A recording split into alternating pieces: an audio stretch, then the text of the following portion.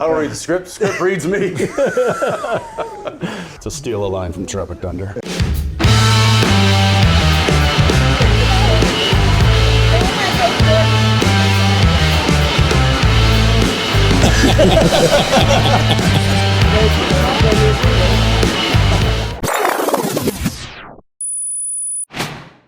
A 28-year-old actor gets a call from his agent. There's a film offer, good money, theatrical release, a chance to break into movies. He turns it down. 2008, another call, another film, bigger budget this time. He says no again.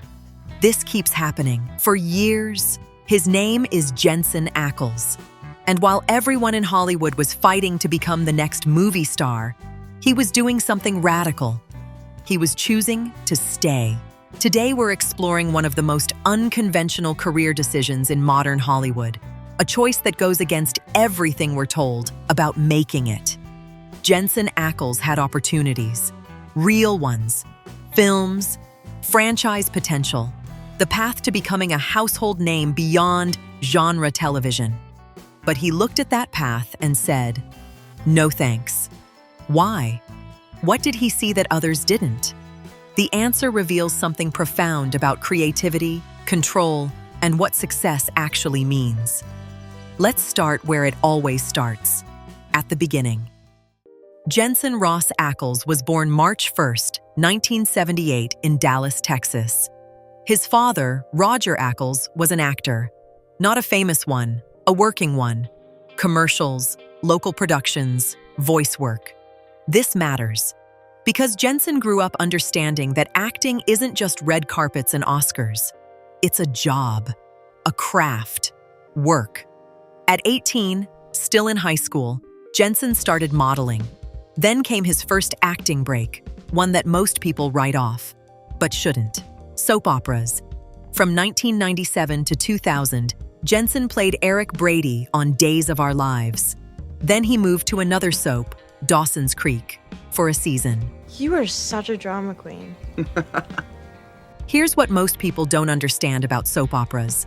They're acting boot camp. You shoot 80 to 100 pages of dialogue a day. You get one take, maybe two. You learn your lines the night before. There's no time for ego or method acting. You deliver, or you're gone. So I didn't really understand the weight of all that. I was just like, this is easy. Jensen has said, soaps taught me how to work, how to memorize, how to hit a mark and make it real under pressure. Then in 2001, he got the call that changed everything. Smallville. He was cast as Jason Teague in season 4. Not the lead, a supporting role. But it was prime time. It was the WB's biggest hit. It was a step up. One season. Then his character was written out. What's your favorite scene you filmed on Smallville? Probably when you and I were naked, tied up in some dungeon or something. Probably, yeah. Oh, God, I remember that. That was terrible. Jensen Ackles was 27 years old, handsome, talented, experienced, and available. The question was, what next? 2005. Eric Kripke, a writer with a vision, was pitching a show about two brothers hunting demons in a 1967 Chevy Impala. The pitch? Route 66 meets X-Files. It was dark. It was genre. It was the WB, a network known for teen dramas, not horror. Nobody thought it would last. Jensen auditioned for the role of Sam Winchester, the younger, sensitive brother, but Jared Padalecki got that part. Then Kripke said, what about Dean? Dean Winchester, the older brother, the tough one, the one carrying trauma and dad issues and a death wish hidden under wisecracks and classic rock. Jensen read the script. He got it. He understood this character in his bones. He said yes. But here's where it gets interesting. Supernatural premiered September 13th, 2005. It did, okay, not great ratings, cult following. The WB merged with UPN to become the CW. By all accounts, this was a temporary gig. Get in, do your time, move on to the next thing. And that's what Jensen's contemporaries were doing. Chris Evans went from TV to Captain America. Ryan Reynolds did the same. The message was clear. TV is a stepping stone. Film is the destination. But then something happened that nobody expected. The show got renewed. Season 2, then Season 3. And people started watching. Really watching. The fans weren't just casual viewers.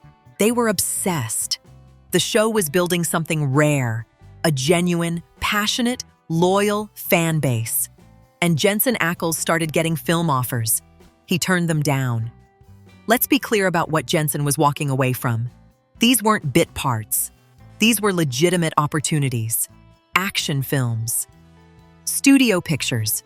The kind of roles that could have made him movie famous. So why stay? In 2010, at ChiCon, a supernatural convention, Jensen was asked directly about this. I love my job. I love what I do. I love the character I play. I love the people I work with. When you find something like that, you hold on to it. But it goes deeper than that. Jensen understood something crucial: creative control. In film, especially as a supporting actor, you're a piece in someone else's puzzle. You show up for your 3 weeks, say your lines, and leave. You have no input on the story, no relationship with the character beyond that shoot.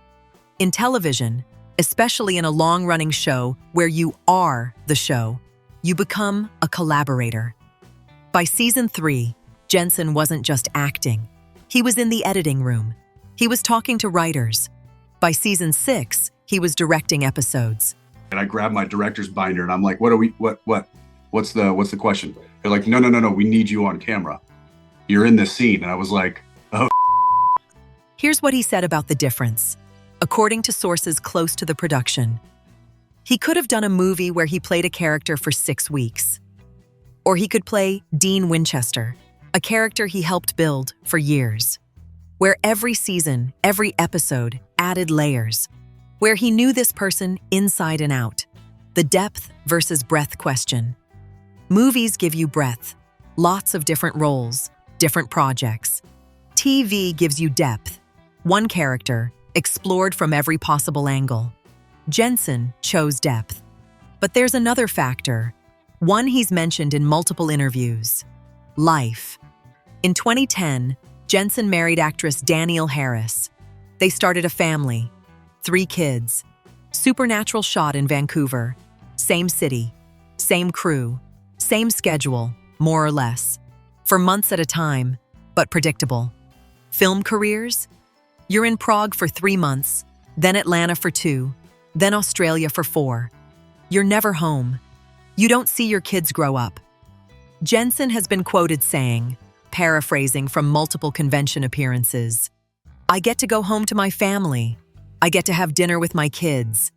I'm not chasing projects around the world. That matters. This wasn't settling. This was choosing a life. Supernatural was supposed to end after Season 5. That was Eric Kripke's plan. The story was complete, but the fans wouldn't let it die. And the CW saw the ratings. Season 6, then 7, then 10, then 15. It became the longest-running sci-fi series in American television history. And Jensen Ackles? He became something more valuable than a movie star. He became iconic. Pudding! All right. Go to any fan convention. Supernatural panels fill stadiums.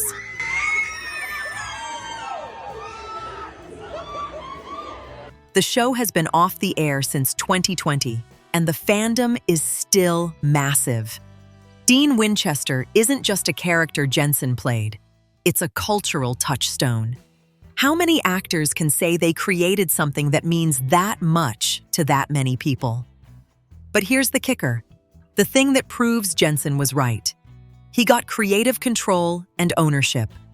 After Supernatural ended, Jensen didn't disappear. He didn't struggle to find work. He didn't get typecast into oblivion. He joined The Boys Season 3 as Soldier Boy, a completely different character, darker, more complex, and he crushed it. Critics called it one of the best performances in the series. Then he co-founded Chaos Machine Productions with his wife, Danielle. They're producing content. They own the means of production now. And here's the beautiful irony. Because Jensen spent 15 years proving he was reliable, talented, and professional, because he built equity in the industry by staying, he now has the freedom to do whatever he wants.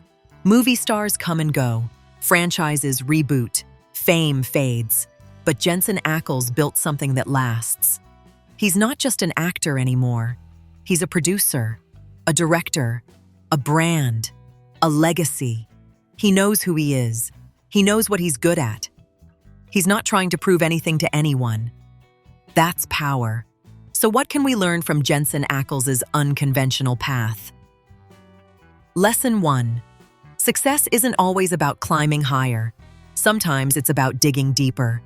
Movies would have given Jensen fame. Television gave him mastery. He knows Dean Winchester better than any actor has ever known any character. That's rare. That's valuable. Lesson 2. Creative control beats prestige. He could have been the 5th lead in a Marvel movie, saying lines written by committee. Instead, he was the lead in a show where his input mattered, where he directed, where he shaped the story. Lesson 3. Career longevity requires sustainability. 15 years on one show didn't end his career. It established it. He built relationships. He proved he could commit. He showed up. Now, he can do anything. He's voicing Batman in animated films. He's in The Boys. He's producing. He's choosing projects. Lesson 4. Quality of life matters. He didn't sacrifice his family for fame. He didn't become a tabloid fixture. He built a life while building a career. And maybe that's the most radical thing. In an industry that demands everything, your time, your privacy, your sanity, Jensen Ackles drew a boundary. He said, "This is enough. This is good. This is what I choose." And he never looked back. Jensen Ackles didn't become a movie star. He became something better, an actor who loves his work, controls his life, and built a legacy that matters. In a Hollywood obsessed with making it, he defined success on his own terms.